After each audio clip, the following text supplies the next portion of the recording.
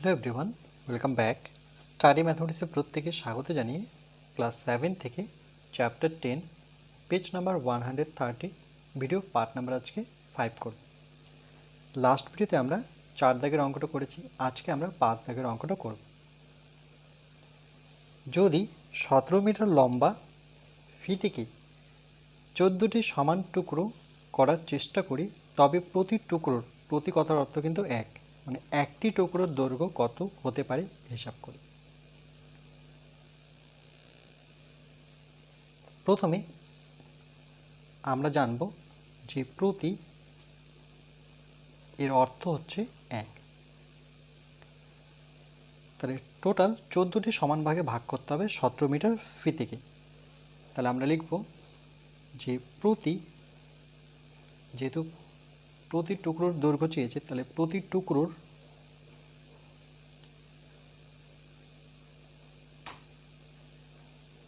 দৈর্ঘ্য হবে, তাহলে 17কে আমরা 14 দিয়ে ভাগ করব। তাহলে 17 ভাগ 14 এত মিটার। কেন ভাগ করব? কেন কি 14টি সমান টুকরো করার চেষ্টা করব, মানে 17 মিটার লম্বা ফিতাকে। ধরে নাও এটা একটা ফিতা যদি হয়, টোটাল দূরত্ব হচ্ছে 17 মিটার, এটাকে আমরা 14 টুকরো করবো, মানে এভাবে কাটবো 1 2 3 4 5 6 7 8 9 10, এভাবে ছোট ছোট টুকরো করব। তো 14টা টুকরো করতে হবে, এই জন্য 14 দিয়ে ভাগ করব। তাহলে উপরে 17, নিচে লিখব 14, একক হচ্ছে মিটার। এবার যদি আমরা 14 দিয়ে 17কে ভাগ করি, তাহলে কি পাবো দেখো। প্রথমে 1 ঘর নেব, 14কে 14 বসাবো, 2 ঘর তো যাবে না, কেন 14 দুগুণে 28 বেশি হয়ে যাচ্ছে। 7 থেকে 4 বিয়োগ করলে পরে 3 হবে, 3 তো ছোট হয়ে গেল, আমরা দশমিক নেব, দশমিক নিয়ে এখানে শূন্য বসাবো, তাহলে কত হলো 30। 14 দুগুণে 28, 3 14 42, বেশি হয়ে যাচ্ছে, তাহলে 14 দুগুণে 28। আবার বিয়োগ করব, এটাকে 10 ধরতে হয়, 10 মানে শূন্যটাকে 10 ধরবো, 10 থেকে 8 বিয়োগ করলে পরে 2 পাবো। যেহেতু এটাকে 10 ধরেছি, তাহলে এখানে হাতের 1 আসবে, তাহলে এটা 3 হয়ে গেল। 2 তো আবার ছোট, 3 এখানে শূন্য বসাবো না আমরা, 2 তো ছোট, আর দশমিকের জন্য কিন্তু আমি শূন্য নিতে পারি। আবার 14কে 14, 14 দুগুণে 28, বেশি হয়ে যাচ্ছে, তাহলে আমি 1 ঘর যাব, আবার শূন্যটাকে 10 ধরবো, 10 থেকে 4 বিয়োগ করলে পরে 6।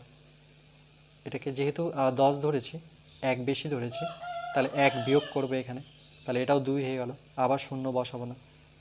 আবার কত হয়ে গেল 6, ছোট হয়ে গেল 14 থেকে, দশমিক তো আছে, এর জন্য আবার শূন্য নেব। এরপর আমরা 14কে 3 দিয়ে যদি গুণ করি আর 4 দিয়ে যদি গুণ করি, 3 14 42, 4 দিয়ে গুণ করলে কত হবে দেখো। তাহলে 14 গুণন 4, 4 4 16, 6 হাতের 1, 4 অক্ষ 4 আর 1 5, 56 হলো। যদি এটাকে আমরা 5 দিয়ে গুণ করতাম, 4 5 করে 0, হাতে থাকলো 2, 5 অক্ষ 5, 5 আর 2 যোগ করলে 7, তখন কিন্তু 17 হতো। তাহলে 60-এর বড় সংখ্যাতে আমরা নিচে বসাতে পারবো না, তাহলে আমাকে 56 বসাতে হবে, মানে ছোটটা বসাতে হবে। কত দিয়ে গেল? 4 দিয়ে গেল। আবার 10 থেকে 6 বিয়োগ করলে আবার 4 পাবো। এটাকে যেহেতু 10 ধরেছি, তাহলে হাতের 1 এখানে আসবে, 5টা হয়ে যাবে, 6 মিলে গেল। 4 তো 14 থেকে ছোট, এই জন্য দশমিক তো আছেই নেওয়া, এর জন্য আমি আবার শূন্য নেব। এবার কত দিয়ে করব? 14 ঘরের নামতা, 14 দুগুণে 28, 3 14 42, 42 কিন্তু বেশি হয়ে যাচ্ছে, 3 দিয়ে যদি করি দেখো, 14কে যদি 3 দিয়ে গুণ করি, 3 4 12, 2 হাতের 1, 3 অক্ষ 3 আর একে যোগ করলে 4, 42 তো বড় সংখ্যা নিচে লিখতে পারবো না, তাহলে ঠিক আগের সংখ্যাটা হবে, অর্থাৎ 14 দুগুণে 28 হবে। আবার 10 থেকে 8 বিয়োগ করলে কত পাবো?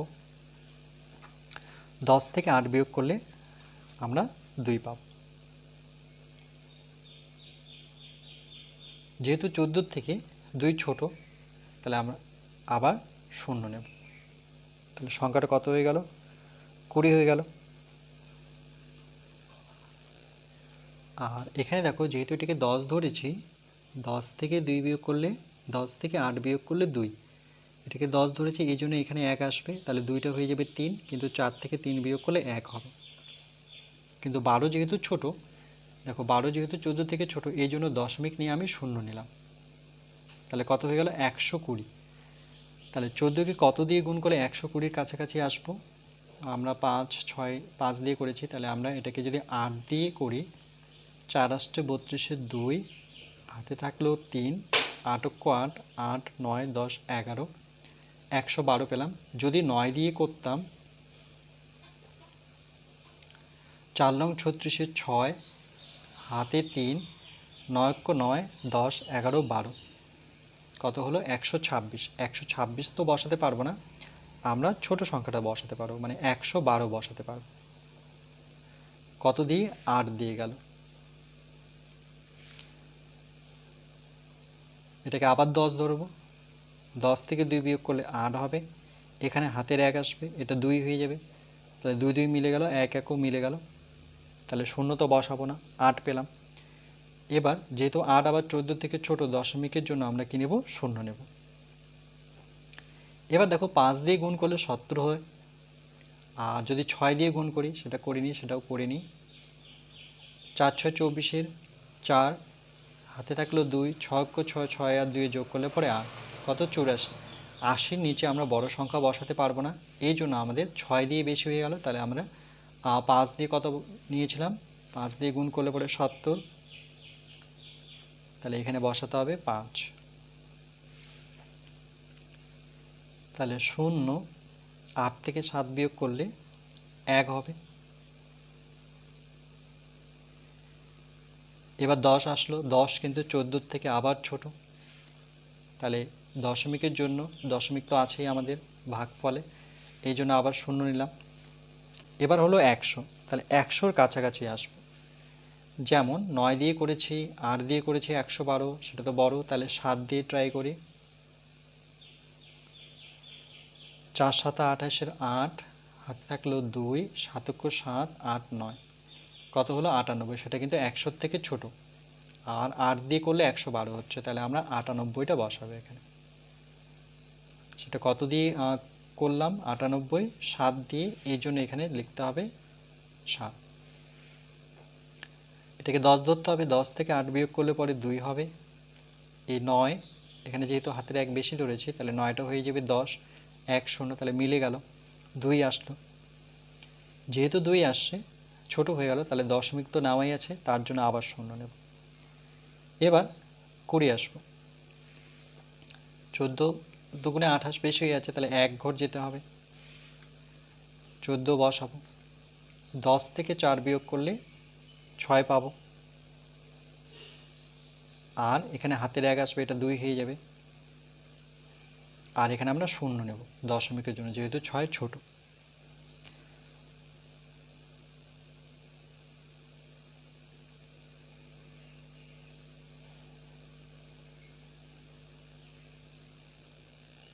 এক্ষেত্রে যখন ভাগটা করতে যাচ্ছি, এই ভাগটা কিন্তু কখনোই মিলবে না, এই জন্য আমরা কি করব? ডট ডট দিয়ে এভাবে নেব।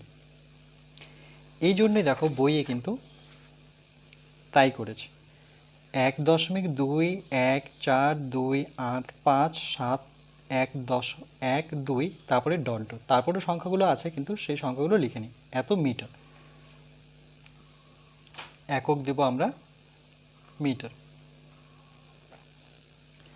আমরা লিখব 17/14, ভাগ করে পেলাম 1.2142851, তারপরেও আছে, সেগুলো আমরা ডট ডট দেব। আসন্ন মান লিখি, আসন্ন মান লিখি। ওকে, তাহলে এর আসন্ন মানটা বের করব। এই জন্যই লিখেছি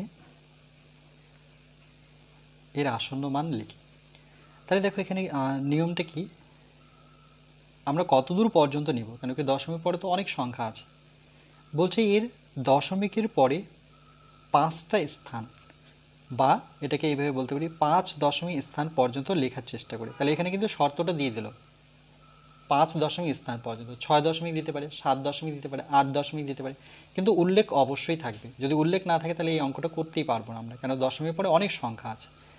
তো দশমিকের উপরে 5টা স্থান, বা এটাকে বলা হয় 5 দশমিক স্থান পর্যন্ত। তাহলে 5 দশমিক স্থান পর্যন্ত কোনটা? তাহলে দশমিকের পরে 5 গুনব,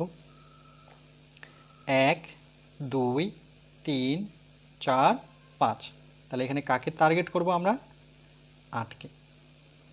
1 2 3 4 5। ওকে, তাহলে আমরা এইভাবে লিখব 1 দশমিক 2 1 4 2 8 5 7 1 দশমিক ডট ডট ডট এর 5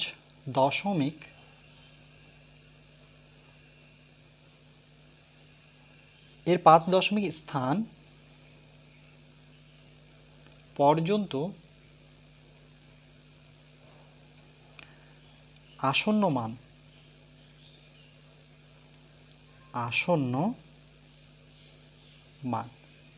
কী হবে দেখো। এর জন্য একটা নিয়ম আমি লিখে রেখেছি, যেমন পার্ট 1-এ যেটা শিখেছি সেটাই এখানে লিখে রেখেছি, যে আমরা এখানে 5 দশমিক বলেছে, তাহলে 1 2 3 4 5 অর্থাৎ 8-এর কথা এখানে ভাববো, এটাকে টার্গেট করব। কিন্তু 8কে নেওয়ার পরে তারপরের সংখ্যাটা কি আছে? 5।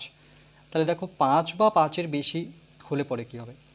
5 বা 5-এর বেশি হলে যেমন 5 হতে হবে, এর জন্য তো 5 বা 5-এর বেশি, 5 6 7 8 9, তখন কি হয়? এক ঘর বেশি হবে বা এক ঘর যোগ করব। কার সাথে যোগ করব?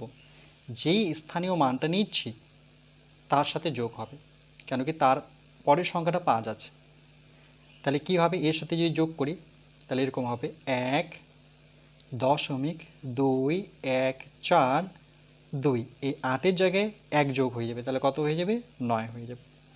তাহলে 1.2149 4 2 9। এই জন্যই লিখেছে দেখো এর 5 দশমিক স্থান পর্যন্ত আসন্ন মান, মানে 5 দশমিক স্থান পর্যন্ত আসন্ন মান যেহেতু 8-এর পরের সংখ্যাটা কি ছিল? 5। এরা কিন্তু লিখেনি, এরা 7 লিখেছে। 8-এর পরে আছে 5, 5 বা 5-এর বেশি থাকলে এক ঘর যোগ হবে, কার সাথে? যেই সংখ্যাটা উল্লেখ করে দেওয়া থাকবে, মানে 5 দশমিক স্থান পর্যন্ত লাস্ট সংখ্যা তো 8-ই হচ্ছে, 1 2 3 4 5, একে পাচ্ছি লাস্ট, তার সাথে। এই জন্য বলছে যেহেতু দশমিকের পরে পঞ্চম স্থানে একক দশক শতক 1 2 3 মানে প্রথম দ্বিতীয় তৃতীয় চতুর্থ পঞ্চম স্থানে 8 আছে, অবশ্যই 8 দেখতে পাচ্ছি, ও ষষ্ঠ মানে তারপরেরটা ষষ্ঠ স্থানে 7 আছে। এরা কিন্তু 7 নিয়েছে, 7ই নিতে হবে তার কোনো মানে নেই, ওরা 5টা লিখেনি, ওরা 7 লিখেছে, সেটাও কিন্তু সঠিক, কেন যেহেতু অনেকগুলো সংখ্যা তো বলছে 7 লিখলো ওরা, তো আমি 5 লিখেছি। ওকে, আমি নিয়ম ধরেই করব, নাহলে হঠাৎ করে কোশ্চেনই আসছে যে 5টা গেল কোথায়। ষষ্ঠ স্থানে 7 আছে, তাই এই যে দেখো, তাই পঞ্চম স্থানে যে সংখ্যাটা আছে তার সাথে 1 যোগ হবে, তাহলে 8-এর সাথে 1 যোগ হয়ে কত হয়ে যাবে? 9। এই জন্য 9 লিখলো। ওকে, তাহলে যেহেতু 5-এর বেশি আছে, মানে পঞ্চম স্থানে 8 আছে, আর তারপরের সংখ্যাটা যেহেতু 5, তাহলে 5 থাকলে 1 যোগ করতে হয়, তাহলে কত হয়ে যাবে? 9। তাহলে যেখানে 8 ছিল সেখানে আমরা 9 করব। তাহলে এরকম অনেকটা 1.2 1 4 2 8 ছিল, এই 8-এর জায়গায় 1 যোগ হবে, যেহেতু পরের সংখ্যাটা 5 ছিল, 5 7 1 ডট ডট ছিল, আর আমাদের লাস্ট এই 5টাই নিতে হবে, কেন কি আসন্ন মান বলেছে 5 দশমিক স্থান পর্যন্ত। তাহলে 1 2 3 4 5, তাহলে 5 দশমিক স্থান পর্যন্ত যাওয়ার পরও দেখছি তারপরে 5 আছে, পরের সংখ্যাটা দেখছি 5, 5 থাকার কারণে এখানে 1 যোগ হবে, তাহলে 8 হয়ে যাবে 9, বাকিগুলো সেম। তাহলে এটা হবে আমার নির্ণয় আসন্ন মান। বুঝতে পেরেছো নিশ্চয়ই? নতুবা এই যে নিয়মটা আমি লিখেছি সেই নিয়মটা মনে রাখলেও হবে। 5 বা 5-এর বেশি মানে 5 থাকলেও হবে, 6 থাকলেও হবে, 7 থাকলেও হবে, 8 থাকলেও হবে, 9 থাকলেও হবে। এদের মধ্যে যে কোনো একটা যদি থাকে তাহলে ঠিক আগের ঘরের সাথে যোগ হয়ে যাবে, মানে এক ঘর বেশি হবে আর এক যোগ হবে। এর আগের অঙ্কগুলো কিন্তু তাই। আমরা যদি লক্ষ্য করি যে 1 নম্বর অঙ্কটা যখন করেছিলাম যে দশমিকের পরে কি ছিল, 7 ছিল, সেটা কি 5-এর থেকে বড়? 7 কিন্তু 5-এর থেকে বড়, 7 ছিল, এই জন্য এক যোগ হয়েছে। কার সাথে যোগ হবে? তার আগের ঘরটা। 2-এর জায়গায় কত হয়ে যাবে? 3, এই জন্য তার আসন্ন মান 153 হয়েছিল। এটার ক্ষেত্রেও দেখো 1, 5 নয়, দশমিকের পরে কত আছে? 5। তাহলে আমি এখানে লিখে দিয়েছি স্পষ্ট 5 বা 5-এর বেশি থাকলে তাহলে 5 আছে।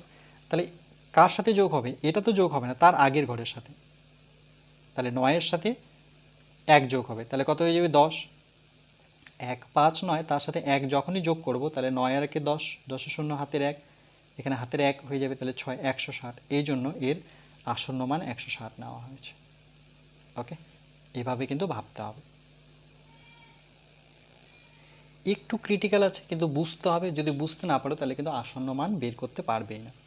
শুধু এইটুকুই মনে রাখতে হবে, 5, 6, 7, 8, 9 থাকলে ঠিক আগের ঘরের সংখ্যার সাথে যোগ হয়ে যাবে। যেমন এখানে যদি আমি 7 নিতাম আর যদি এই পর্যন্ত বলতো 1, 2, 3, 4, 5, 6 মানে ষষ্ঠ, মানে পঞ্চমের জায়গায় ষষ্ঠ দশমিক স্থান পর্যন্ত বলতো, তার আগের সংখ্যাটা 7 আছে, তাহলে কিন্তু 5টা 6 হয়ে যাবে। আর যদি এই পর্যন্ত বলতো 1, 2, 3, 4, 5, 6, 7 মানে সপ্তম দশমিক স্থান পর্যন্ত বলতো, কিন্তু তারপরে তো আমি 1 দেখতে পাচ্ছি, তাহলে 1 থাকলে কি হয়? 1, 2, 3 থাকলে, যেমন 1, 2, 3, 4, 5-এর থেকে কম থাকলে আগের পূর্ণ সংখ্যাই হবে, তখন 1 না লিখে আমরা এই টোটালটাকে আসন্ন মান বলব। তোমরা যদি পার্ট 1 পার্ট 2 দেখে থাকো ভিডিও তাহলে অবশ্যই বুঝতে পারবে যে আমি কি বলতে যাচ্ছি।